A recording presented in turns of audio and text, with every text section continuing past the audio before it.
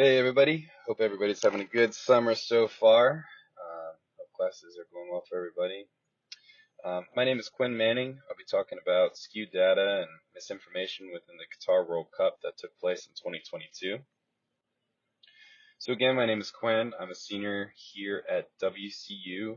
Whenever COVID hit, I took a couple years off and I went and traveled around with AmeriCorps and also with FEMA and really enjoyed emergency management, but realized that I needed to come back and finish up my degree. So I chose my major as emergency and disaster management and I'm minoring in communication.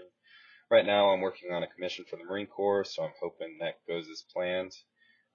Again, I don't know if I said it, but I'll be graduating here in December and then hopefully going from there into the Marine Corps.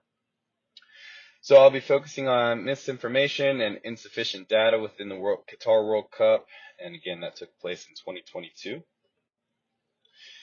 So Qatar was never transparent, really about anything, and they routinely spread misinformation regarding emissions. They left out vital data regarding emissions. Their infrastructure expansion was so rapid. Within 10 years, they basically added a new airport, made new roads, and basically just added on another city.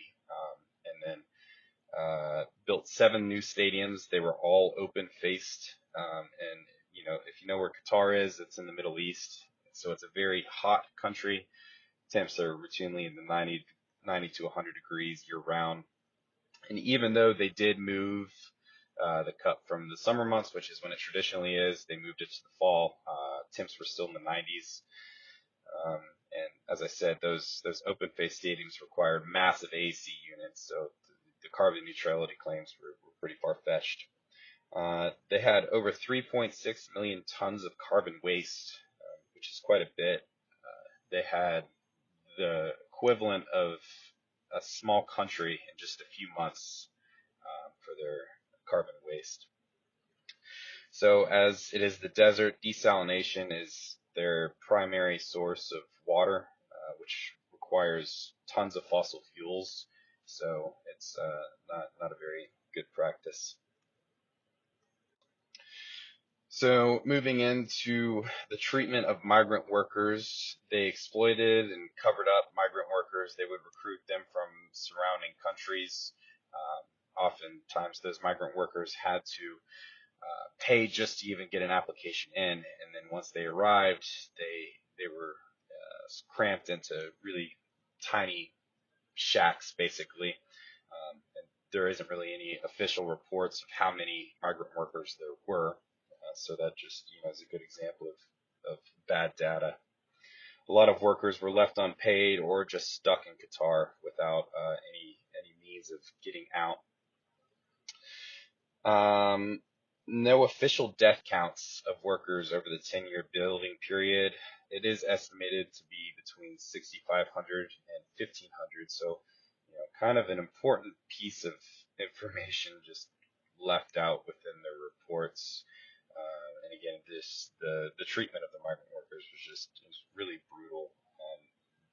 It was like 98% of Qatar's population at one point, or something crazy like that, was migrant workers.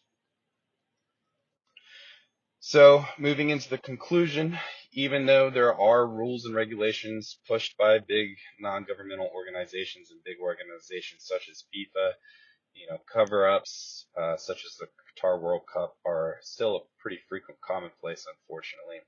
FIFA has moved to try and make better laws and regulations for protections of environmental emissions and treatment of workers, but it still seems to be kind of a commonplace. And just again, learn how easy it is for countries to not provide sufficient data. So thanks for listening. Hope everybody has a good one.